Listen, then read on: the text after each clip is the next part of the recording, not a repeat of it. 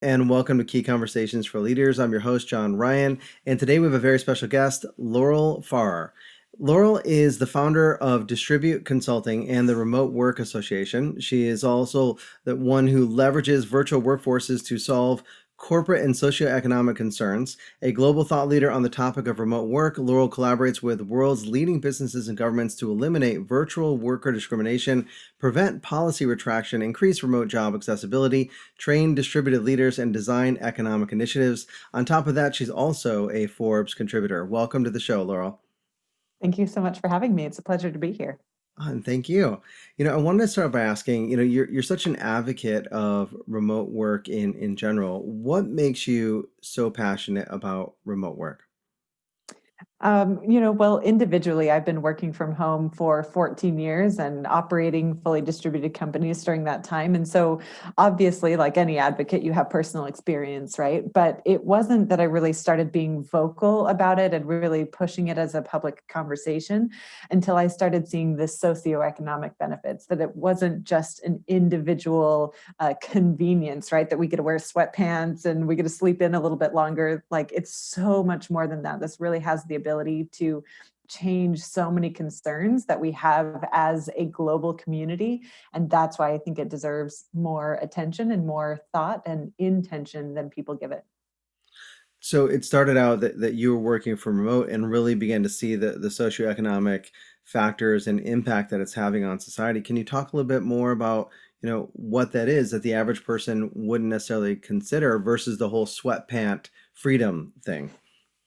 Of course.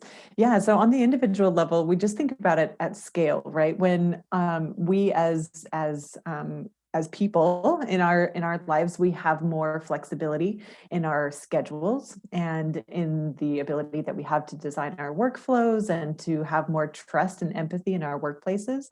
Then all of a sudden that really changes our life. We're able to have stronger mental health. We are able to have more time for exercise and for relationships.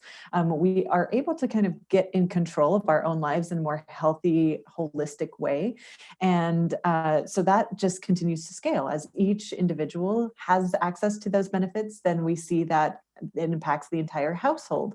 And when you have multiple households that are accessing these benefits, then you see, childhood obesity decreasing, and you see just stronger like latchkey kids get to go away because parents are home more. There's household benefits like that, and then it goes beyond that. When there's multiple households, then full communities that have economic resiliency, and they have stronger parks and recreation programs, and then it just gets bigger from that. And then we have like stronger economic development, stronger diversity and inclusion, and it just keeps compounding and compounding to the point where 14 of the 17 United Nations sustainability initiatives can all be resolved either directly or indirectly with virtual jobs.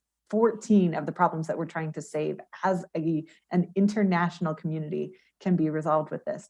So we think that it's so small that we get to wear those sweatpants, but when we enable more flexibility and autonomy and control in our daily lives, it just can snowball into really large effects.